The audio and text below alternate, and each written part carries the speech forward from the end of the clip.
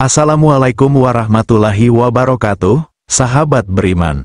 Di sebuah desa kecil di Garut, hiduplah seorang kakek tua bernama Dullah. Rambutnya sudah memutih, kulitnya keriput, dan badannya kurus. Tapi matanya tetap berbinar penuh semangat. Warga desa mengenalnya sebagai orang yang baik hati. Tetapi, akhir-akhir ini dia melakukan sesuatu yang membuat semua orang terheran-heran. Setiap hari, dari pagi hingga sore, kakek Dullah pergi ke sawah dengan membawa keranjang besar berisi telur ayam. Dengan hati-hati, ia menggali tanah berlumpur dan menanam telur-telur itu satu persatu. "Apa yang sedang kau lakukan, Kek?" tanya seorang anak kecil yang kebetulan lewat. "Aku menanam telur, Nak, kelak mereka akan tumbuh menjadi pohon telur yang besar," jawab kakek Dullah dengan senyum lebar. Orang-orang yang mendengar perkataannya tertawa terbahak-bahak. "Pohon telur? Kau sudah gila, Kek," kata salah satu warga. Namun, kakek Dullah tidak peduli. Dengan tekun, ia terus menanam ribuan telur di seluruh petakan sawahnya. Berita tentang kegilaan kakek Dullah menyebar ke seluruh desa. Orang-orang mulai berdatangan hanya untuk menertawakan aksinya. "Hei Kek, jangan lupa sirami telurnya dengan pupuk," seru seorang pemuda dengan nada mengejek. "Kalau pohon telurnya tumbuh, aku mau pesan telur rebus dari cabang yang paling atas," tambah yang lain sambil terbahak-bahak. Bahkan kepala desa pun sampai turun tangan. "Kakek Dullah, lebih baik kau istirahat saja di rumah, jangan buang waktumu dengan hal yang tidak masuk akal," nasihatnya. Tapi kakek itu hanya tersenyum. Kadang yang tidak masuk akal hari ini, bisa jadi kenyataan esok hari. Suatu pagi, ketika embun masih menyelimuti sawah, warga desa dikejutkan oleh sesuatu yang luar biasa. Dari setiap tempat di mana kakek Dullah menanam telur, tumbuh tunas aneh berbentuk spiral dengan warna keemasan. Orang-orang mengerumuni sawah itu dengan penuh keheranan. "Apa ini? Kenapa ada tanaman berbentuk seperti cangkang telur? Aku tidak pernah melihat sesuatu seperti ini sebelumnya." Kakek Dullah hanya berdiri dengan tenang di tengah sawahnya. "Aku bilang juga apa, pohon telur mulai tumbuh." Hari demi hari, tunas itu semakin besar, menjulang tinggi hingga melebihi kepala manusia. Anehnya, di setiap cabangnya menggantung telur-telur putih sebesar kepalan tangan. Warga desa semakin penasaran. Mereka mencoba memetik salah satu telur dan memecahkannya. Yang mengejutkan, di dalamnya bukanlah cairan telur biasa, melainkan emas murni berkilauan.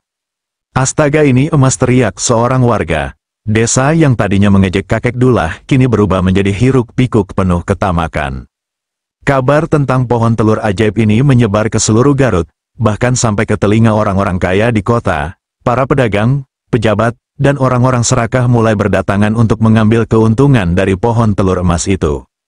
"Kakek, jual sawahmu pada kami akan membayar berapapun.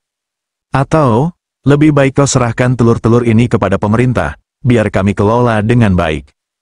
Tapi kakek Dullah hanya menggeleng. Pohon ini tumbuh karena keikhlasan, bukan untuk keserakahan. Barang siapa yang mengambilnya dengan niat buruk, akan mendapat balasan. Namun, orang-orang tidak peduli. Mereka tetap berusaha mengambil telur-telur itu dengan paksa. Saat orang-orang serakah mulai memanen telur emas secara berlebihan, kejadian mengerikan terjadi. Tanaman tiba-tiba bergetar hebat, dan dari dalam tanah muncul retakan besar. "Gempa, lari!" teriak seseorang. Namun, mereka yang telah mengambil telur emas tiba-tiba menjerit kesakitan. Tubuh mereka mulai berubah, tangan mereka mengecil, tubuh mereka mengecil, hingga akhirnya mereka berubah menjadi ayam dan berkokok ketakutan. Kakek Dullah menatap mereka dengan penuh iba. "Aku sudah memperingatkan kalian." Setelah kejadian itu, desa kembali menjadi tenang. Pohon-pohon telur perlahan mengering dan akhirnya menghilang seakan-akan mereka tidak pernah ada. Warga yang selamat kini mulai sadar bahwa keserakahan hanya akan membawa kehancuran. Suatu pagi, warga desa mencari kakek Dullah, tetapi ia sudah tidak ada dimanapun. Rumahnya kosong, sawahnya kembali seperti semula. Beberapa orang percaya bahwa kakek Dullah hanyalah manusia biasa yang diberi berkah untuk menguji hati manusia. Yang lain percaya bahwa ia adalah sosok misterius yang telah pergi ke dunia lain setelah menyelesaikan tugasnya. Tapi satu hal yang pasti, kisah tentang kakek Dullah dan pohon telur ajaib akan selalu dikenang oleh desa itu. Di tengah sawah yang kini kosong, seorang anak kecil menemukan secarik kertas tua yang tertancap di tanah. Tulisan di kertas itu berbunyi, Jangan pernah menghina hal yang kau anggap mustahil, karena di dunia ini, keajaiban hanya datang kepada mereka yang percaya dan bersabar. Anak itu membawa pesan itu ke desa, dan sejak hari itu, warga desa tidak lagi mudah menilai sesuatu dari luarnya. Beberapa tahun berlalu sejak kejadian ajaib itu, warga desa telah melupakan pohon telur emas dan hukuman yang pernah menimpa mereka. Namun, suatu malam, sebuah cahaya misterius terlihat di sawah yang dulu menjadi tempat kakek Dullah menanam telur-telurnya. Keesokan paginya, seorang bocah desa yang penasaran mendekati sawah itu. Ia terkejut ketika melihat sosok tua berdiri di tengah-tengah tanah yang kosong. Itu adalah kakek Dullah. Namun, ia tampak lebih muda dari sebelumnya. Rambutnya tidak lagi seputih dulu, dan wajahnya berseri-seri. "Aku kembali," katanya dengan senyum misterius. Warga desa segera berkumpul. Mereka terkejut dan ketakutan. "Bagaimana mungkin, kakek sudah menghilang bertahun-tahun," seru salah seorang warga. Namun, kakek Dullah hanya tersenyum dan berkata, "Aku belum selesai di sini, masih ada pelajaran yang harus kalian pelajari." Malam itu, tanpa ada yang menyadari, sawah yang tadinya tandus tiba-tiba berubah menjadi subur. Dari dalam tanah, tunas-tunas baru mulai muncul. Namun, kali ini tidak hanya berbentuk telur emas, melainkan beraneka warna seperti pelangi. Warga desa, yang kini lebih bijaksana, tidak berani menyentuhnya. Mereka mendatangi kakek Dullah untuk meminta petunjuk. "Apa yang harus kami lakukan?" Ket tanya kepala desa. Kakek Dullah mengangguk. "Kalian telah belajar dari keserakahan kalian di masa lalu. Sekarang, waktunya untuk menerima anugerah yang sesungguhnya." Ia kemudian meminta warga untuk menggali satu persatu telur berwarna itu dan membawanya ke balai desa. Tidak ada yang tahu apa isi telur-telur itu. Di balai desa, semua orang berkumpul untuk menyaksikan apa yang akan terjadi selanjutnya. Dengan hati-hati, kakek Dullah mengambil salah satu telur berwarna dan memecahkannya. Yang mengejutkan, di dalamnya terdapat sebutir benih kecil yang bercahaya. Ini adalah benih keajaiban. Setiap warna memiliki makna dan kekuatan tersendiri. Jika kalian menanamnya dengan niat yang baik, desa ini akan menjadi makmur tanpa harus serakah, jelas kakek Dullah.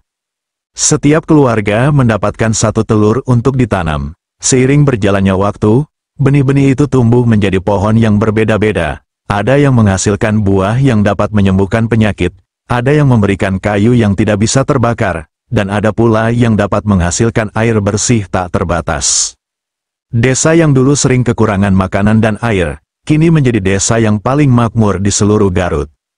Kabar tentang keajaiban desa itu akhirnya menyebar keluar daerah. Orang-orang dari kota besar mulai berdatangan, ingin tahu rahasia di balik perubahan desa itu.